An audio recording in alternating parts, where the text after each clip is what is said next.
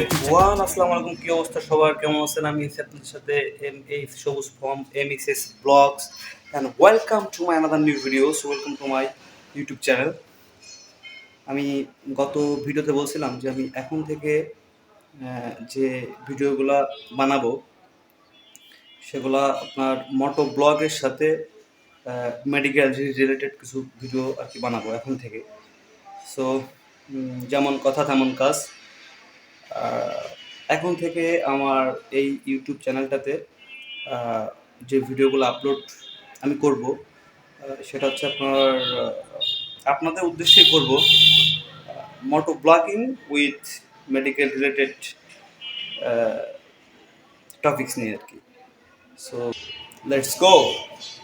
So যারা video করছেন তাদের উদ্দেশ্যে একটা কথা বলি যে আমি আগের একটা ভিডিওতে বলছিলাম যে এখন থেকে আমি যে ব্লগিং গুলো করব সেটা হচ্ছে আপনার অ্যানাদার ওয়েতে কিভাবে ব্লগিং গুলো করা যায়, মোটো ব্লগ করা যায়, তারই ভিত্তিতে আমি আজকে ব্লগিংটা স্টার্ট করতেছি। আর যারা আমার ভিডিও দেখতেছেন, যদি ভিডিওটা ভালো লাগে অবশ্যই ভিডিওতে একটা লাইক দিবেন, সাবস্ক্রাইব করে দিন, কারণ আপনাদের জন্য কষ্ট করে ভিডিওগুলা তৈরি করতেছি। আর যদি আপনারা সাপোর্ট করেন তাহলে অবশ্যই পরবর্তীতে ভিডিওগুলা বানাবো, উৎসাহিত হবো আর কি। সো দেরি না করে চলেন টপিকে চলে যাই।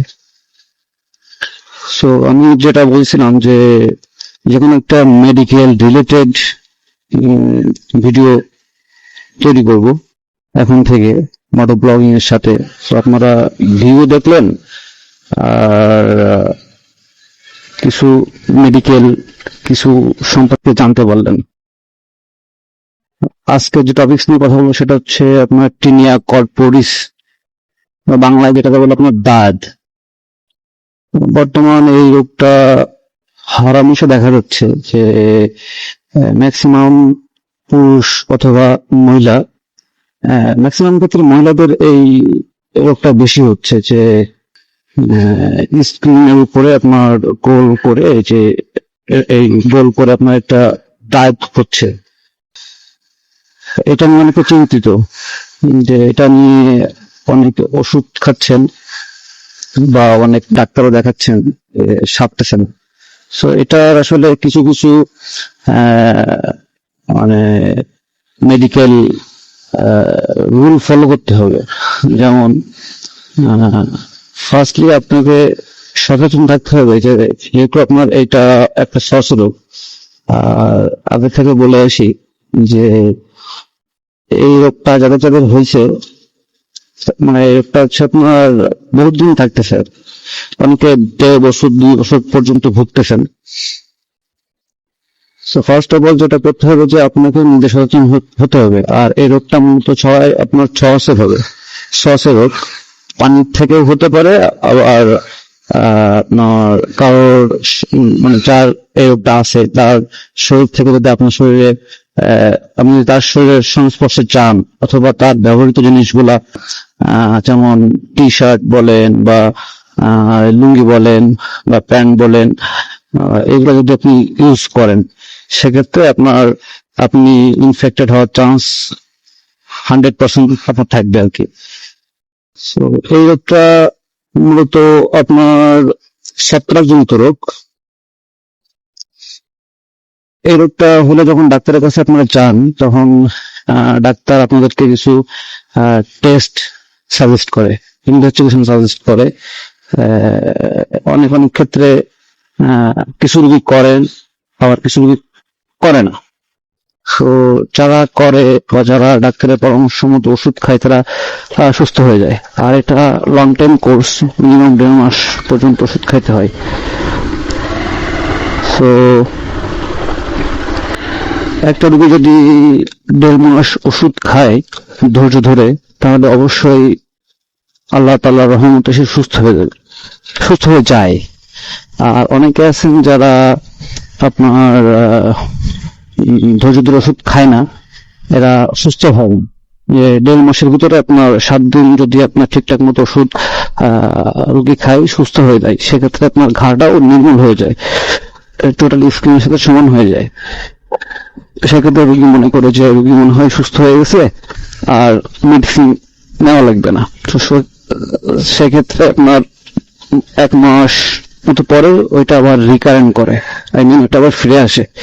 তো সেকেন্ড টাইম যদি আপনার রেজিস্ট্যান্স হয়ে আসে বা রিকারেন্ট কেস হয়ে আসে, সেক্ষেত্রে রোগীর কষ্ট, মেডিসিন কষ্ট অনেক বেড়ে যায়। সো এটা আসলে যারা ভাবতেছেন যে এটা 2 বছর বা 1.5 বছর ধরে শরীরে নিয়ে ঘুরতেছেন, সারতেছে না, এদের ভয় পাওয়ার কোনো কারণ নাই। আমি স্ক্রিনে ছোট করে বলে দিই যে আপনার কিছু কিছু ব্লাডের রুটিন টেস্ট আছে যেগুলা করতে হবে। যেমন সিবিসি আছে, তারপর সেরাম আইজি নামে একটা টেস্ট আছে, PCE নামে একটা টেস্ট আছে, আর একটা টেস্ট আছে ইউরিন ফর RME। তো এই টেস্ট গুলো আপনার রুটিন টেস্ট, এগুলো আপনার করতে হবে এট ফার্স্ট। দেন ডাক্তারের কাছে যাইতে হবে। ডাক্তার আপনাকে কিছু কিছু মেডিসিন সাজেস্ট করবে, যেমন অ্যান্টি ফাঙ্গাল কিছু মেডিসিন আছে, যদিও এখানে আপনার ট্রিটমেন্ট ওইভাবে বলবো না, কারণ ট্রিটমেন্ট দিতে গেলে খুবই হিসাব করে ট্রিটমেন্ট মানে দেওয়া লাগে আর কি। সো এটা দিতে গেলে বডি ওয়েট আর কি দেখতে হবে যে একটা রোগীর বডি ওয়েট কত আছে, দেন রোগের হিস্ট্রি নিতে হবে যে রোগটা আসলে। আর একটা কথা বলে রাখি যে আপনার এইটা আপনার এই সেম কেস অন্য জায়গায় হতে পারে, মানে এটা আপনার মহিলাদের হতে পারে, বেশিরভাগ মহিলাদেরই হয় আর কি। ওটা ঘাড়ে হয়ে থাকে, তারপরে আপনার বগলে হতে পারে, তারপরে আপনার যে ইয়াতে হতে পারে, আপনার 2 পায়ের 2 পাশে হতে পারে, উরুতে হতে পারে, মাথায় হইতে পারে। সো এটার আবার মাথায় হইলে একরকম নাম আছে, আর বডিতে হইলে একরকম নাম, পায়ে হইলে আরেক রকম নাম, মানে স্থান ভেদে এই রোগের নাম পরিবর্তন হয়, ঠিক আছে। সো যেটা বললাম যে এটা নিয়ে আসলে দুশ্চিন্তার কিছু নাই। সাধারণভাবে যে পেশেন্ট গুলো আছে এরা আসলে মনে করে যে এই রোগটা কখনো সারবে না, বা এটা যতদিন আছে ততদিনই ওষুধ খেয়ে যেতে হবে। আসলে এই টাইপের এমনটা ভাবা ভুল। আপনারা চেষ্টা করবেন সবসময় ডক্টর আপনাকে যে মেডিসিন গুলো সাজেস্ট করবে আপনি অবশ্যই সেগুলা ডোজ কমপ্লিট করে ফেলবেন। সো আমাদের একটা দোষ আর কি, মানে যারা রুগী, একটা ম্যাক্সিমাম ক্ষেত্রে রুগী ধৈর্য হারা হয়ে যায় যে ডক্টর সাজেস্ট করছে 10 মাস একটা ওষুধ খাইতে, ওষুধের দামও অনেক, সেক্ষেত্রে আমি একটু কম করে খেয়ে দিই। সো এই ভুলটা আপনারা কখনোই করবেন না। আপনারা চেষ্টা করবেন যে ডক্টর আপনাকে মানে যে মেডিসিনটা সাজেস্ট করবে সেটা আপনি পুরো ডোজ কমপ্লিট করে খাওয়ার চেষ্টা করবেন। দেন যদি আপনার ওষুধে কাজ না হয় বা মেডিসিনে কাজ না হয়, সেক্ষেত্রে আপনি ডক্টর চেঞ্জ করতে পারেন। হ্যাঁ, সো এটা আপনাদের কারণে রোগটা সারে না, আপনারা সুস্থ হন না, এটাই। আর নেক্সট যে বিষয়টা সেটা হচ্ছে আপনারা ওষুধ যখন স্টার্ট করা শুরু করবেন তখন অবশ্যই আপনাদের যে ব্যবহৃত যে জামা কাপড়গুলো আছে, যেমন ধরেন আপনার যেগুলা ইউজ করেন আপনি, ইভেন আপনার বেড পর্যন্ত, মানে বেড সিট, তারপরে বালিশের কভার, এগুলো সব যেদিন থেকে আপনি মেডিসিনটা স্টার্ট করবেন সেদিন থেকে আপনি সবগুলা ডিটারজেন্ট পাউডার দিয়ে সুন্দর করে কেচে দেন ওয়াশ করবেন। ওয়াশ করার পরে তারপর আপনি মেডিসিন খাওয়া শুরু করবেন। আর এটাই।